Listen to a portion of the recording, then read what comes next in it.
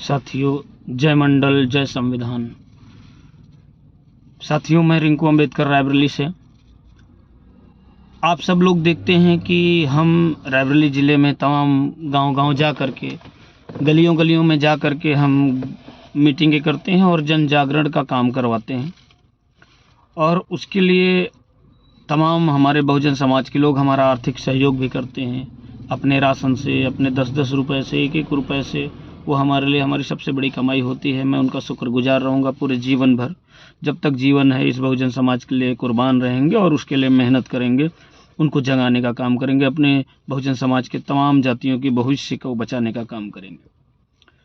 साथियों, आज हम वीडियो इसलिए बनाना चाह रहे हैं कि हमारे जो तमाम बहुजन समाज के नेता हैं, किसी भी जाति के हों, कुर्मी समाज के हों, यादव समाज के हों, मौर्य समाज के हों, धानुक समाज के हों, लोधी समाज के हों, यादव समाज के हों, गौतम समाज के हों, पासी समाज के हों, या कोई भी अन्य हमारे बहुजन समाज की तमाम जातियों में से कोई भी लोग हों जो आज नेता और विधायक पूरे देश में, पूरे प्रदेश में बने हुए हैं, उन सबसे मेरी अपील है कि उनको ये समझना पड़ेगा कि उनको लगता है कि हम बहुत सहज स्थिति में अपने इस किसी भी पार्टी में हम बैठे हुए हैं, चाहे जिस पार्टी में बैठे हुए हों। हम किसी भी पार्टी का स्पेशल जिक्र नहीं करना चाहेंगे। हम किसी भी सत्ताधारी और या फिर विपक्ष में या फिर किसी भी अन्य दलों में हम बढ़िया पदों पर बैठे हुए हैं कि हम विधायक हैं, सांसद हैं, मंत्री हैं।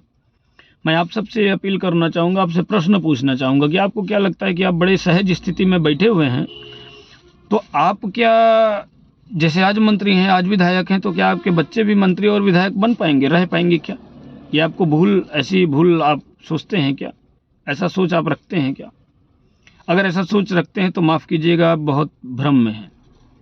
आप अपना भविष्य नहीं देख पा रहे हैं। आपको लगता है कि हम करोड़ों अरबों रुपए बना ले रहे हैं, उससे हमारा भविष्य सुरक्षित रहेगा। आप कुछ नहीं कर पाएंगे।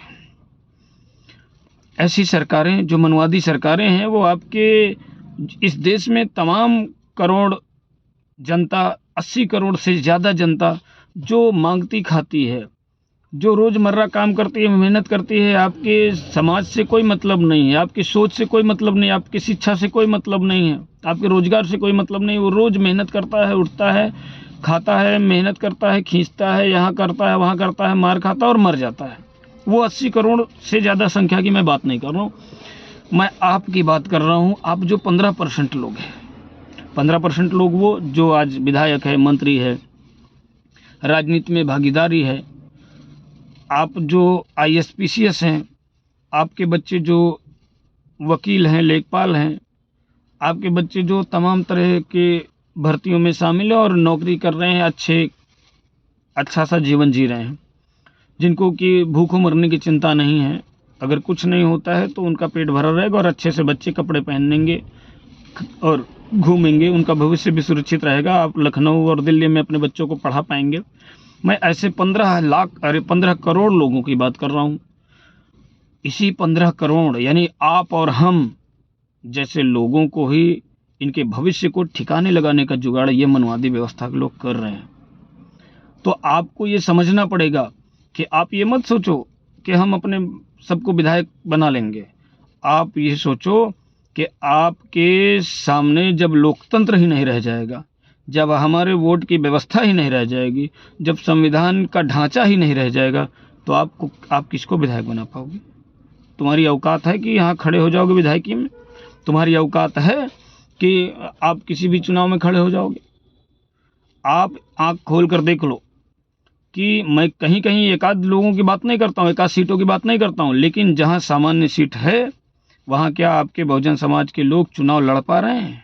मार करके बैठा दिया जा रहा है और हिम्मत ही नहीं कर पा रहे, सोच नहीं पा रहे, दिमाग में ही नहीं आ रहा है कि सामान्य सीट का मतलब होता है कि सबका, लेकिन वो रिजर्व है मनवादी व्यवस्था वालों के लिए।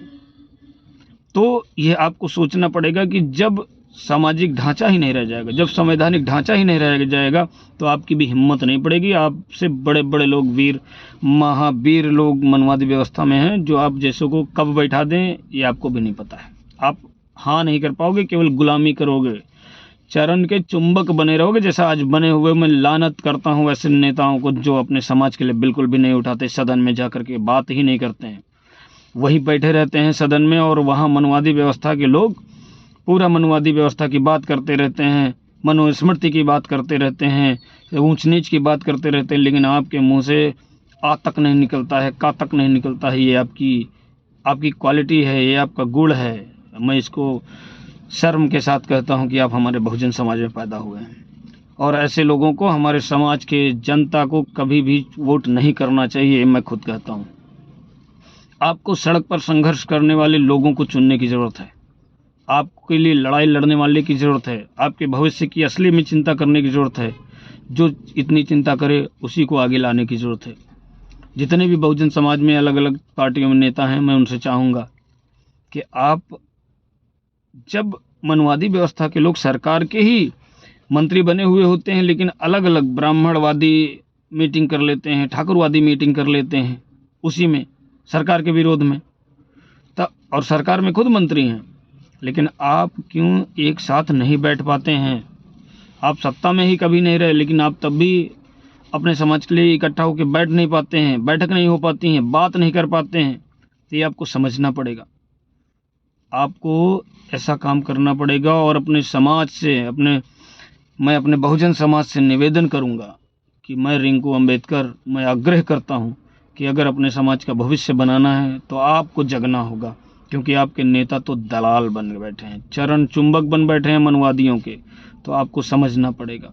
आप सभी मेरा इस बात का ख्याल रखें और अपनी बात को ज़रूर मनवाएं, और अपनी बात ज़रूर आए नेता तो उनसे ज़रूर बोलें। आपको ध्यान रखना होगा। जय संविधान, जय मंडल, जय भीम।